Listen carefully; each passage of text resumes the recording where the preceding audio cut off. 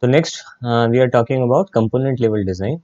And till now, we were talking about about design on a higher level of abstraction. We talked about architecture. We talked about design principles. We talked about how design elements are derived from our modeling elements, from our analysis phase, from our software requirement specification. Now we'll talk about the details of a design. So that is what we call component level design. So before we continue further, we need to first identify, we need to uh, make sure that we do not have a confusion ambiguity on the definition of a component. So a component could be anything. A component could be a set of classes. Let's say you are using object oriented design principles for designing your system. So in that case, component could be a set of related classes, interdependent classes, similar classes, and so on. So any set of classes that you have defined can be a component. If you are thinking in terms of the functionalities or the requirements of a particular software, then a component could be a functional block that will represent a particular feature, a feature set, or a particular requirement from our software specification.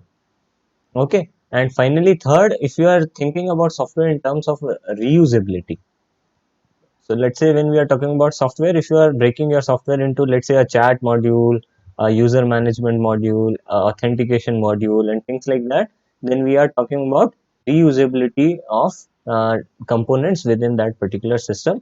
So from that perspective, a component can be a reusable work product of our software design process.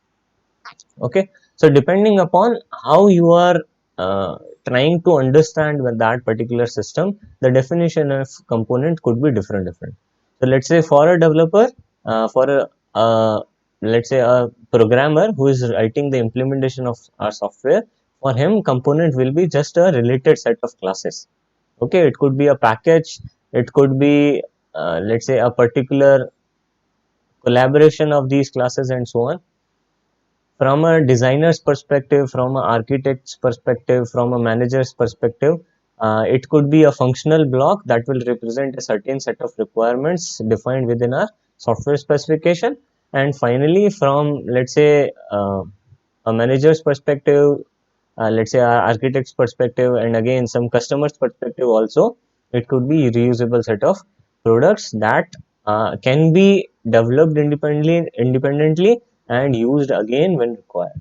Okay, so component could be anything.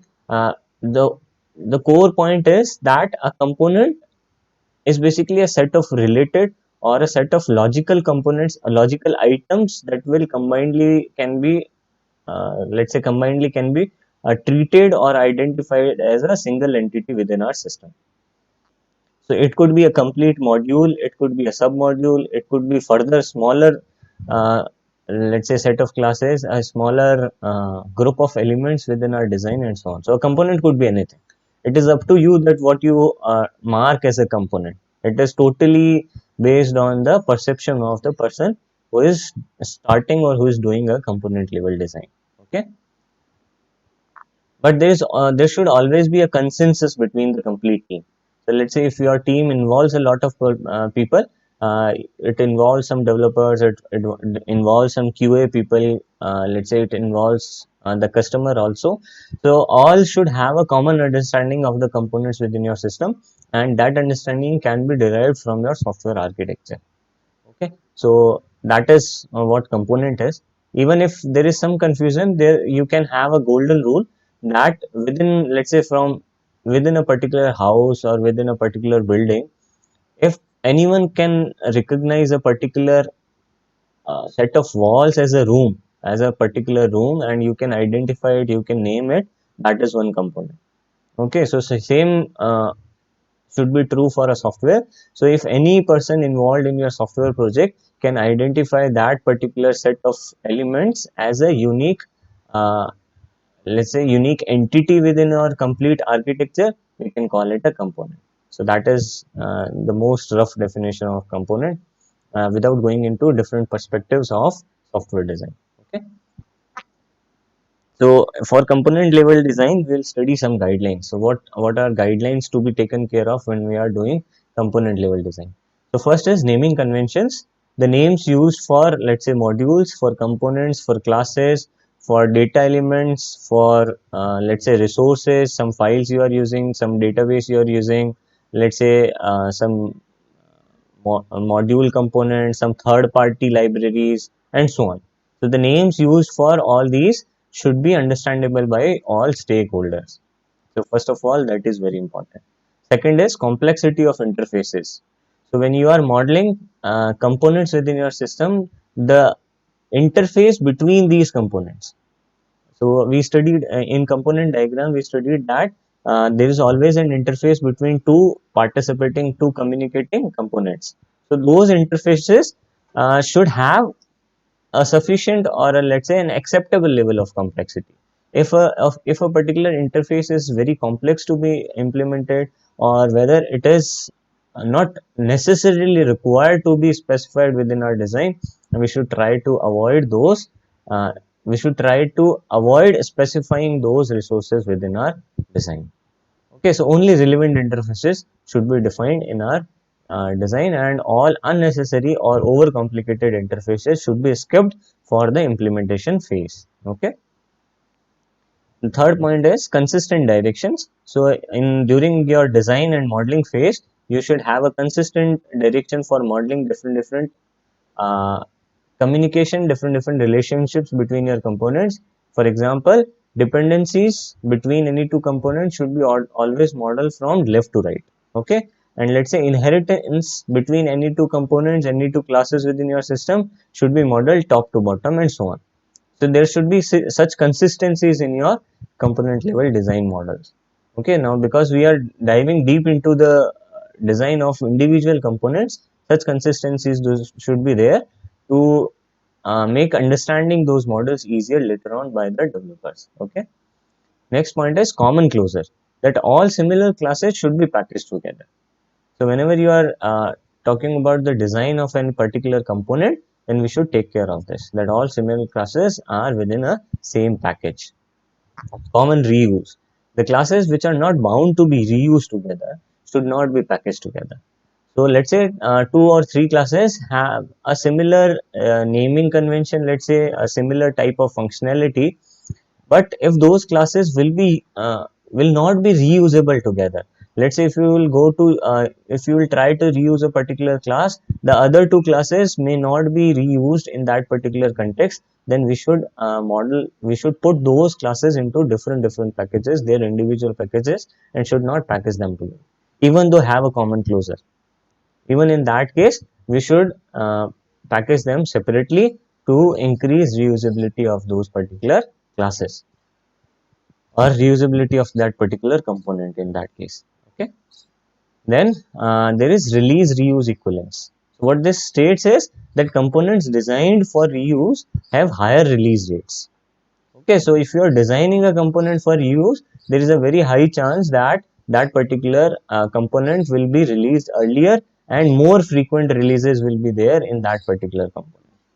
Okay, so again, when you are designing something for reuse, you will try to ensure that it is not dependent upon other components, other system elements uh, in that design. Okay, so in that case, it will be easier to release that particular component soon. So you can have more versions, more releases of that particular component, because it is lesser interconnected, lesser dependent upon other modules of your system, and it will require lesser integration effort, and lesser amount of testing, or it can be tested independently of other components, and so on. So there will be many aspects to this. So if you are designing a component for reuse, it will always have a higher chance of release, higher rate of release, and same is true vice versa. So if you have any component that has a very higher rate of release, then it is very true, or maybe it is highly probable that that particular component can be reused easily. Okay, next we'll talk about high cohesion. So we talked about this earlier also. So high cohesion, first we identify what cohesion is. So cohesion denotes internal binding of a component. So let's say you are forming a brick from sand. Okay, you have taken some amount of sand in your hand and you are trying to make a brick out of it. So then the a binding of those sand particles together, where is cohesion of sand particles into that particular brick. तो थोड़ा सा मिट्टी आपने लिया, उससे आप एक ईंट भी बना सकते हैं, और लेट्स से उस मिट्टी को, अगर उन मिट्टी के दानों के बीच में कोहेजन नहीं है, उनके बीच में बाइंडिंग नहीं है, तो क्या होगा, आप अगर उसमें बाइंडिंग इंप्रूव करोगे तो आप उससे ईंट भी बना सकते हैं, और बाइंडिंग इंप्रूव नहीं करोगे तो आप उसको हाथ में पकड़ भी नहीं सकते। अब हाथ में पकड़ोगे वो आपके हाथ से बाहर निकल जाएगी, गिर जाएगी। So that is what cohesion is. So it is trying to denote the internal binding of a component, and it is degree of functional correlation of elements of a component. ठीक है, तो एक कंपोनेंट में बहुत सारी classes होगी, हो सकता है कुछ डेटाबेस टेबल्स हो सकता है कुछ फंक्शंस हो सकता है कुछ ग्लोबल वेरिएबल्स हो, एंड सो ऑन। तो ये जो सारे अलग अलग एलिमेंट्स हैं आपके एक कंपोनेंट में, वो सब आपस में कितना फंक्शनली रिलेटेड है। फंक्शनल रिलेटेड मतलब वो किसी पर्टिकुलर रिक्वायरमेंट को या किसी पर्टिकुलर ऑब्जेक्टिव को फुलफिल करने के काम आ रहे हैं या नहीं कर रहे, उस डिग्री को अपन कोहेजन से डिफाइन करते हैं। ठीक है, तो टाइप्स ऑफ कोहेजन देखते हैं। सबसे पहला है फंक्शनल कोहेजन, यानी कि सारे कंपोनेंट्स मिलके, सॉरी सारे एलिमेंट्स, उस कंपोनेंट के सारे एलिमेंट्स मिलके कोई एक पर्टिकुलर सिंगल ऑपरेशन या सिंगल कंप्यूटेशन को परफॉर्म कर रहे हैं। ठीक है, कि कोई दूसरा ऑब्जेक्टिव नहीं है, there is only single objective. चाहे कोई टेबल भी है, चाहे कोई पर्टिकुलर कोड एलिमेंट भी है, चाहे पर्टिकुलर कोई क्लास भी है, वो सब मिलके किसी एक सिंगल ऑब्जेक्टिव को, एक सिंगल रिक्वायरमेंट को, एक सिंगल कंप्यूटेशन को मॉडल कर रहे हैं, उस एक सिंगल कंप्यूटेशन को अचीव कर रहे हैं, तो that is functional cohesion, and it is the highest level of cohesion. अगर सब मिलके एक ही काम कर रहे हैं, तो then the cohesion is very very high, the binding between them is very good. Next is sequential cohesion. In this case, there is a flow of data from one element to another. Let's say there are three functions within your component, and the output of one function is taken as input of another, and there is a flow of data between all these functions to generate a common output. So they take a certain input, and there is a certain output. Output for a certain computation. Okay, output for a certain objective, then we call it a sequential cohesion. Third part is that there is a communicational cohesion. So let's say all different functions, all different classes are sharing same input or same output, then we call it a communicational cohesion. So we have clubbed them together into one component because they are sharing some data, they are sharing some input or output. So if we club those elements into one component, we can say that that component has communicational cohesion. Next is procedural cohesion. So independent elements within that component are bound by order of execution. So we can understand this with an example. Let's say you have a functionality to add a student, you have a functionality to update marks of a student, you have a functionality to let's say print result of a student. Okay, so there are three functionalities are there, and there are three different elements implementing those three functionalities. Okay, so if in this case, what is an inherent requirement of the order of execution is that the student should be added first, and then the marks should be updated for that student. Only then you can print result of that student. Okay, so first of all, you will have to add, then update, then you can print result. Okay, and now if we put all these three together into one single component, then that will be called as procedural cohesion. But against the fact, if we talk about the implementation of these individual components, let's say add student, this particular function of adding a student is not dependent or is not connected with this updation of student, the implementation of this functionality of updation of this.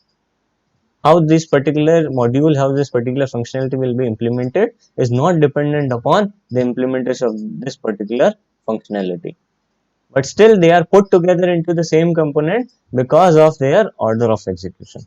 So in such case, we call it a procedural cohesion. Okay, next is our temporal cohesion.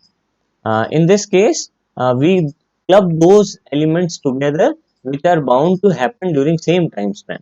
Let's say for example, you have a functionality where as soon as your software starts, some certain operations should be performed. Let's say on the start of software, first is that you should, uh, let's say, show a dashboard. Okay.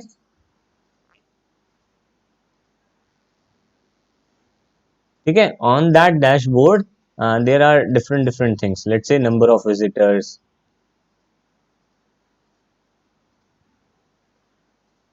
number of likes,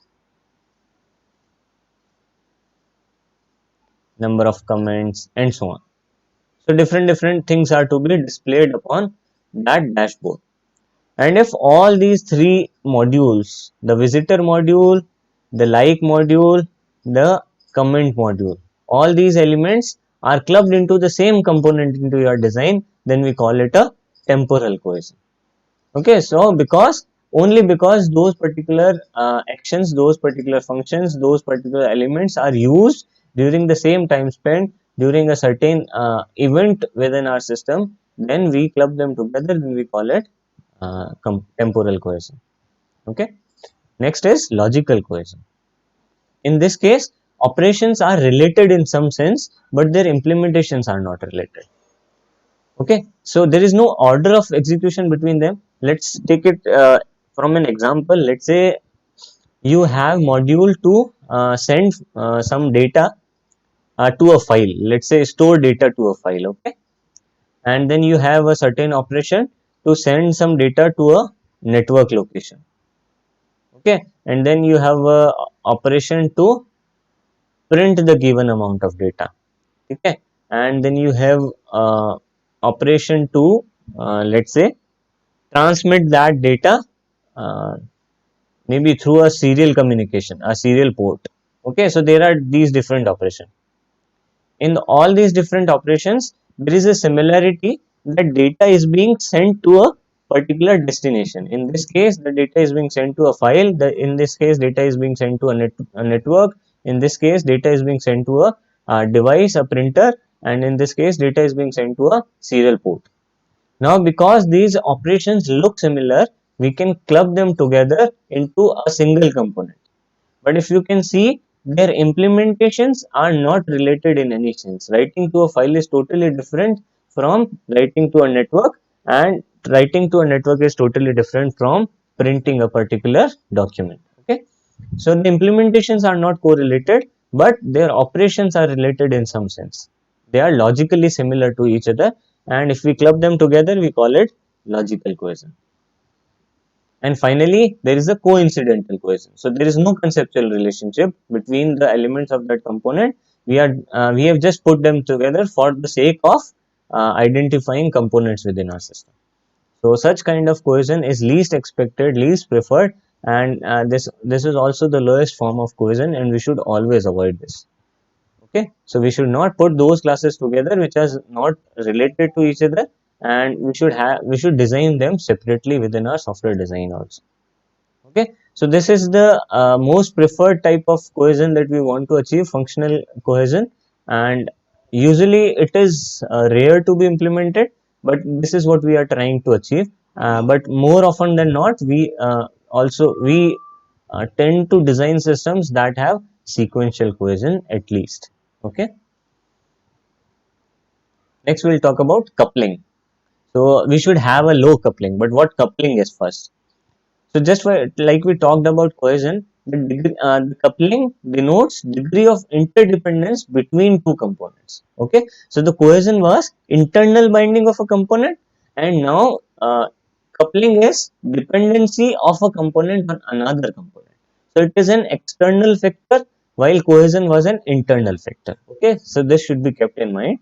So this is dependence between any two components, and that was dependency of elements within a single component.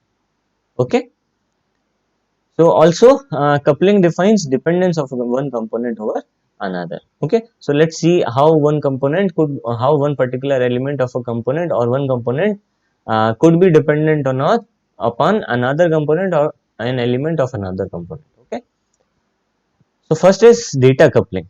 So there is a producer consumer relationship between these two components. So let's say for one component generates a certain type of information, a certain data that is to be used by another component for its execution.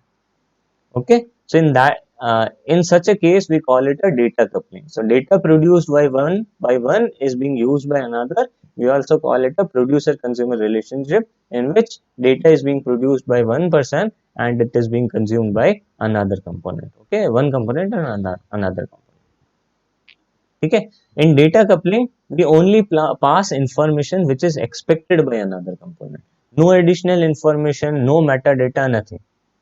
So basically, it is you can model this in like two functions, where the output of one function is passed as parameter to another function. Okay, so in such case we call it a data coupling.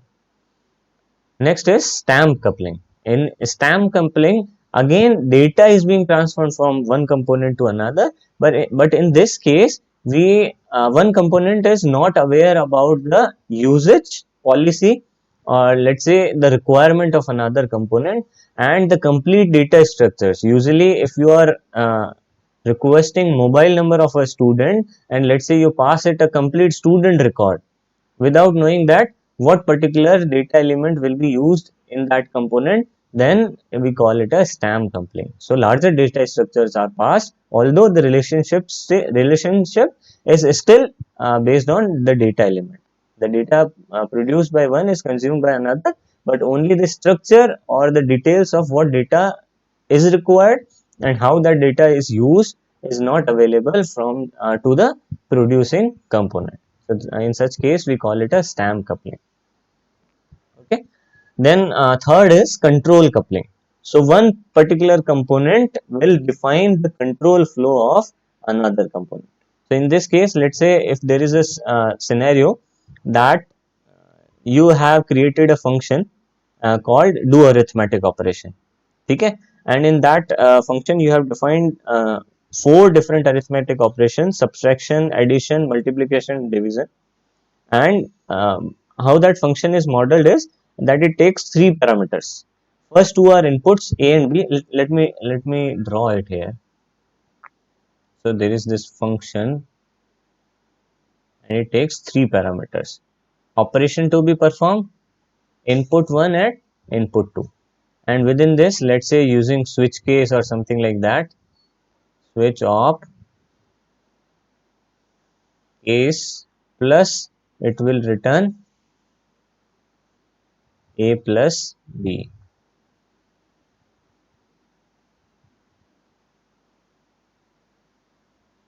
and so on. So if there is such a function, then what will happen? Depending upon what this parameter is, depending upon this operation parameter, the flow of control within this particular within this another function will be defined. Okay, so in such a case we call it a control coupling. So this is a very basic example. In terms of larger components within our system, one component can pass on information that will change the flow of control. Let's say based on output of whether a file was successfully transmitted or not, you may be redirected to one screen or another by another component within your software. Okay, so based on the result of a file transmission, the actual interface to be displayed can change. So in such a case, we call it a control coupling. Okay, so where output or where the data produced by one component is used to define the control flow of another component, then we call it control coupling. Next is external coupling. In this case, the control flow or let's say the design decisions of components of both the components, both the components in question is derived or is defined from some independent or third component.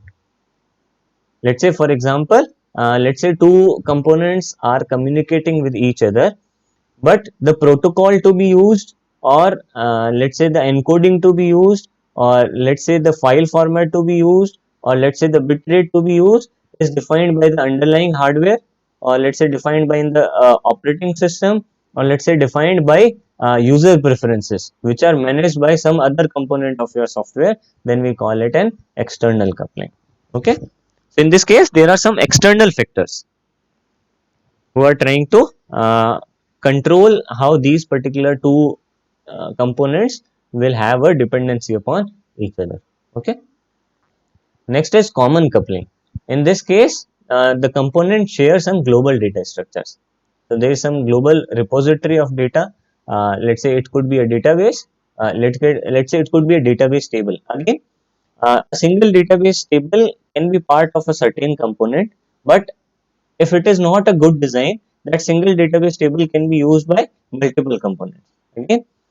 So that is what common coupling is. So again, in context of, let's say, our operational data. So a database table is an example of a persistent data structure, and in case of operational data or non-persistent data structure, it could be a static class, data members of a static class, or let's say it could be a some structure or some array or some collection stored in memory somewhere. And if such kind of data structures are shared, some global data structures are shared between many components, we call it common coupling, because they are operating upon a common data. So again, this should be avoided. This should be avoided, and this is very easy to avoid. Only we have to make good design decisions and good decisions during implementation. It is very easy to avoid also. Next is content coupling. In this case, the code as well as data elements. Code as well as data elements are shared between two different elements, two different components. So let's say a particular function within a particular component can be called to complete certain operation that is expected from another component. Okay, if there is such a relationship, if there is such a modeling where a function implemented uh, within first component is used by a second component for completing or achieving its objective. So then we'll call it a content coupling. In such a case, it shares the complete contents, the code as well as data blocks of another component. And this is the highest level of coupling, which is least preferred. Because in such a case, if any change is done to one particular component, it could lead to disastrous changes into other components of our system. Okay, so this has to be ensured that this type of coupling should be avoided in all cases at any cost. Okay, so otherwise your system will be very difficult to maintain at a later point of time. So again, here in case of coupling, we are trying to achieve the lowest form of coupling, which is data coupling. Okay, so again, the whole objective of defining high cohesion and low coupling is maintainability of the software. So if there is any bug identified at a later point of time, or let's say if there is any change of requirements or change of functionality, then in that case, the number of components that require updating should be less. Okay, that is our prime objective, and that is why we are saying that a system should have high cohesion and low coupling. Okay. So these are some guidelines or concepts related to component level design. If we keep them in mind, we will lead to a good component level design for our software. Okay. If there is any doubts till now, we can discuss.